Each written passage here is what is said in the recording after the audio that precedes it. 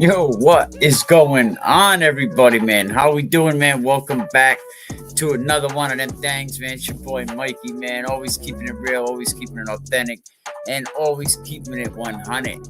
What's happening, everybody, man? How are we doing? You know, some people said, they sent me an article and they said, Mikey, why don't you talk about this? This is more, and, it talked about a player, getting so many yards, having a great game. And I said, that's for the other guys. That's for like the Eric Rubes, the Valley Breeze. They do that. I talk about what they won't talk about. RPIs, the formula. I let you know that as we speak right now, there's a meeting going on about RPIs. That's what I talk about. I talk about stuff that, we're not going to really hear from the mainstream media, right? We're going to keep it real about the Chris Skirkes, the investigations that goes on at Cumberland High School, different investigations that went on, throughout our time in the 8 years that we have been doing this. And that's, and if we could promote some kids, most definitely help kids get into college. But we want to talk about what other people won't, because we want to be informative and we want to bring the information to the parents, to the coaches, to the fans, so you could know what is going on. And some people don't like it. Some people do. A lot of people call me up, Mikey, I appreciate what you do. A lot of coaches. I have coaches.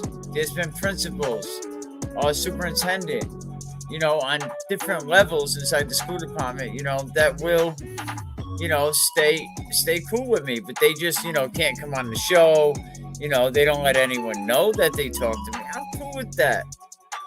I really am. I'm cool with that. But listen, man, today, before I get started, man, I just want to let everyone know, it's definitely important to approach relationships between coaches, between parents, with understanding and respect. Sometimes things you say will come off as like frustration, but we got to remember that some of these coaches, they have a lot of pressure to succeed, a lot of pressure to get the job done, to get players into their program. A lot of pressure, and sometimes, the feelings that we may express, are not always constructive feelings. They're not always constructive, sometimes a lot of insulting things that are said for voicing their opinion, it just don't always foster, a positive environment for anyone involved. So sometimes you got to think before you speak. Communication is key. Absolutely, man. We got to pay attention to the communication, man. But on the other hand, coaches, you got to encourage dialogue, man. You can't be really insulting to kids, and you can't be saying things beating down a player's self-esteem, and on the other hand, they got to have thick skin. Like a parent came to me and they was like, Mikey, I got to ask you something. And he said, my son, just something wasn't really right. So, we talked to him and he said, there's just a lot going on the football program. Coach is telling him he ain't good. He's the S word. He should quit. He's the worst QB that he ever coached. Some of these things just berate a kid and they just beat him down and beat him down. That's not good either, because, the kid could break down, and have some mental health issues. So sometimes I don't think we think that we are going too far in a lot of these situations. But that's why we have a platform here for people to share their concerns, share their insights. So if you have any concerns, something you want to talk about, something that you feel that your program, your school, the coaches, is not doing the right thing, definitely give us a holler and see if we can definitely help you out, because it's crucial for coaches to recognize the value of parental involvement. Get more parents involved in your program. Maybe if you get them involved, it'll be easier to approach these conversations, with professionalism. But we be right back. Tune in this week. That's right. UMass Dartmouth is going to be back on the field. Worcester State. UMass going to be in the house. Dante Alves, D3, Team of the Week, Quarterback of the Week. Just really roasting it, man. But stay tuned. We'll be right back.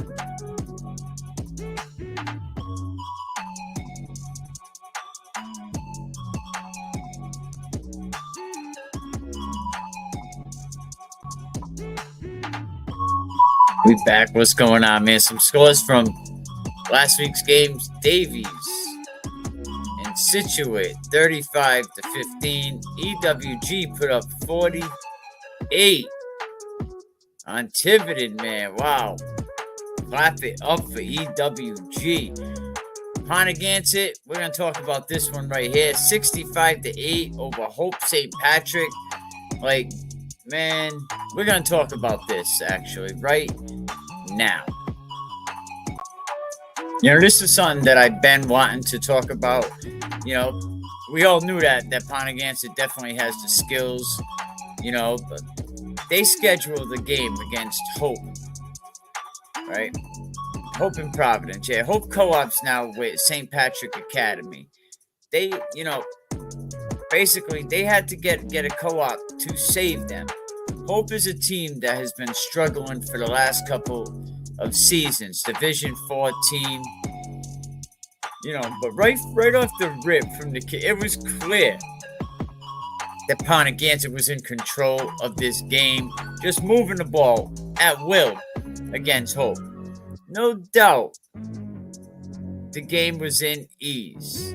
But I want to see a big shout out to the leaders, the superstars on Ponagansett. Robert Grenier, what's going on? Khalid Rock, Trevor Light, and all you core players over there. You executed this game flawlessly.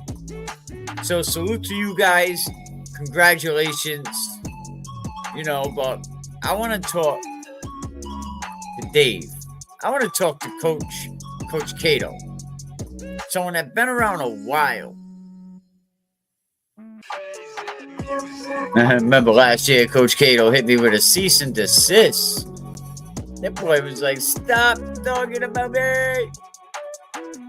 But when we talk about this high school sports, there has to be a value of respect. There has to be integrity, sportsmanship. Them things are key, paramount, above everything. Integrity, respect, sportsmanship. They all could be the same. Some of these coaches out here, they play a big, big role in shaping not only the skills of the players, but we also rely on these coaches heavy to shape the characters of these players, to turn them into men. Help them understand competition, being a teammate, being a team player, knowing when to press on and go full speed, and knowing when to let off the gas. That we are much better than this, or we have a much weaker opponent. But things happen, right? Things actually happen.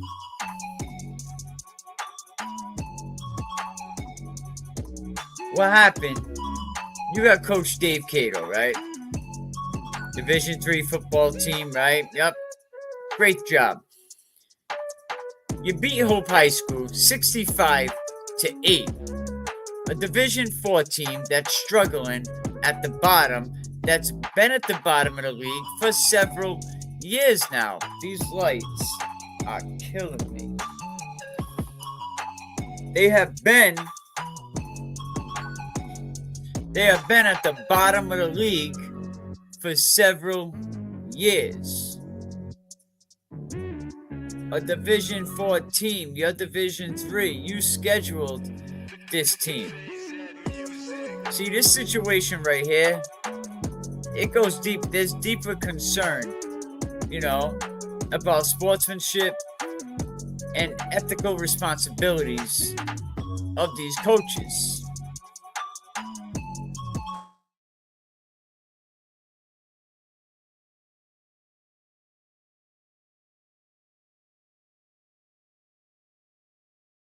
Related. Strictly football related.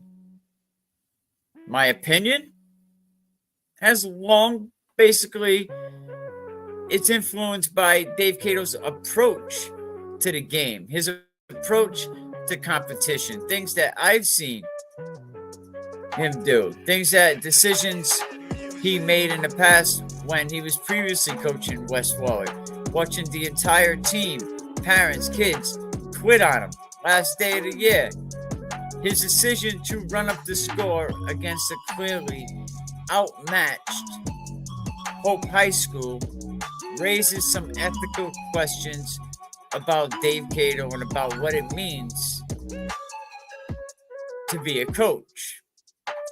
See, when a team is facing an opponent like Hope High School with far less experience, far less skills, you got to ask yourself, what message are we sending to these players by running up the score 65 points?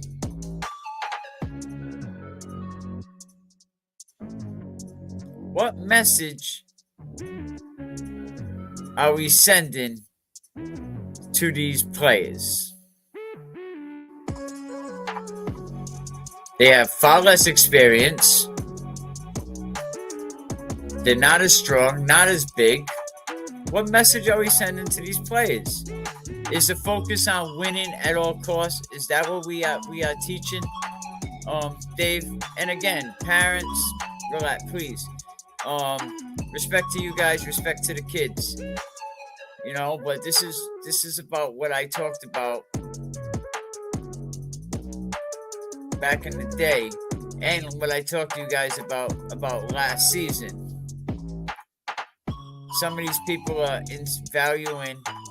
putting their values in these young athletes. I mean, some people might say, yeah, in the world of sports, high school level, the objective is to win. Absolutely. But what about sportsmanship? What about that? What about respect? Respect for your fellow coach. Respect for these other kids. And this is Rhode Island. It's small.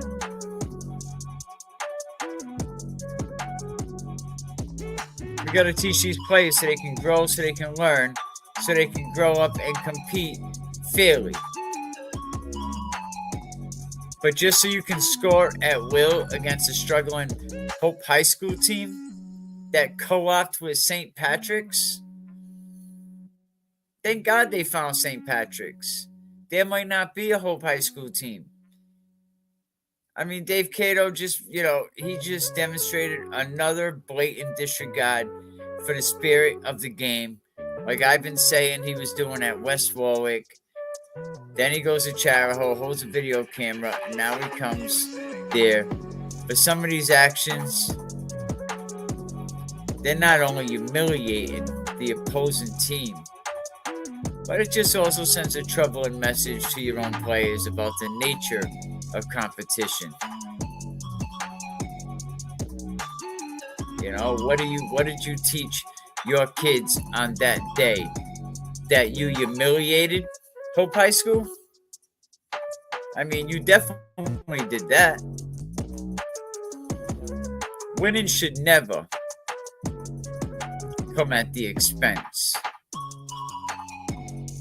of someone lesser than, or a team that you're not as good as. You gotta have respect for others. I mean, if we go back and look at, the culture surrounding West Warwick football program, while Coach Cato was over there, things that went on there. We heard from Mrs. Mayali last year, and she talked about the struggling program. She talked in front of the Pontiganza School Committee about this, about that Coach Cato almost made her son quit playing football. Like, he did not want to continue to play football any longer.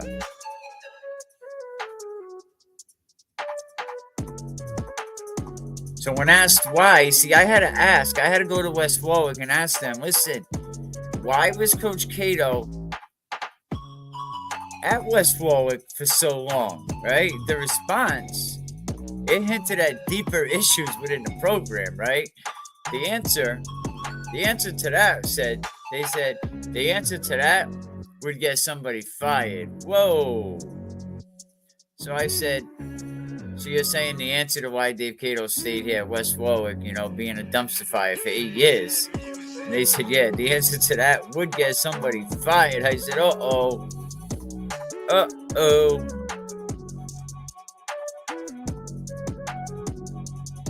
But they had some deep issues. He created systematic problems that extended beyond individual over there at West Warwick. Performance on the field. See, if we allow coaches to operate without accountability for their actions,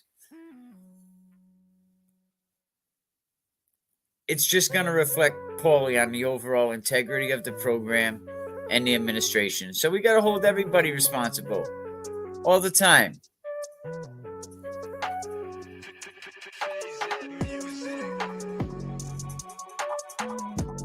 So all kidding aside, it is essential for coaches to definitely consider the long-term impact that your actions on some of these young athletes are. Sports are not only about winning. They're about teaching valuable life lessons, including humility, teamwork, respect for the other player, respect for the next person, respect for your opponent. See, we got away from a lot of that. But please, coaches, man, strive to create a good culture for these players to learn to celebrate their own achievements. Teach them about the feelings of others. Respect the property of others, regardless of the outcome of a game. So it's our opinion that the actions of Coach Cato in the game against Hope High School, it raises serious ethical concerns about the role of a coach in high school sports. So, Dave Cato, take this as a learning experiment, turn it around, learn from it. Running up the score against a less experienced team not only undermines the principles of sportsmanship, but it damages the competitiveness of the game.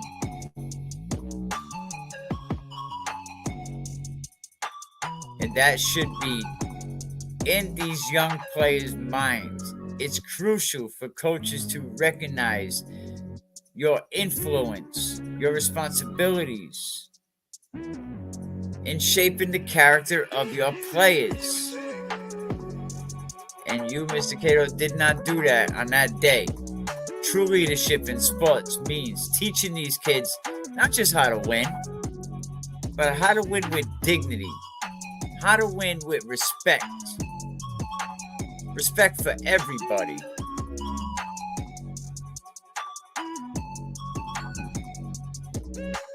Respect for everybody, not just, him or her. So now, as we see the landscape of this high school athlete continue to evolve, the values, what these coaches have to commit to, what they have to teach these kids, great values, and have compassion within your program. Teach your kids compassion of their opponent.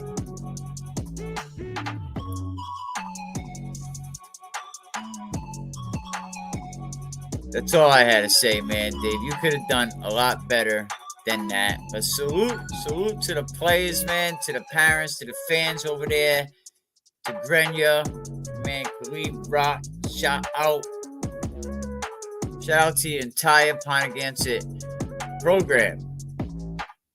This channel is meant only for educational purpose only.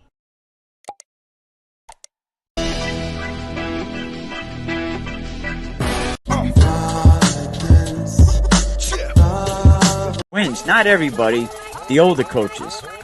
They want to cry, they want to go to these RIIL meetings, and they want to cry, we're not competitive, we can't do this.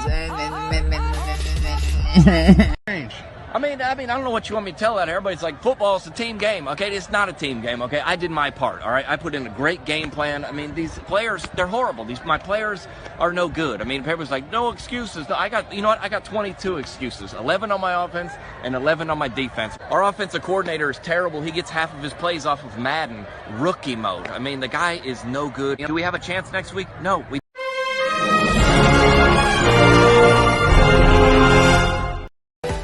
This is not Clown Town anymore. Live with your mom. And if you don't live with your mom, basically, then we're going to punish you. And you're going to sit 50% of your season. And we're going to take away the best days of your life. Why? Because we're real. We're Interscholastic League. And we can do that. One thing I was... And it's our business to keep up with this thing.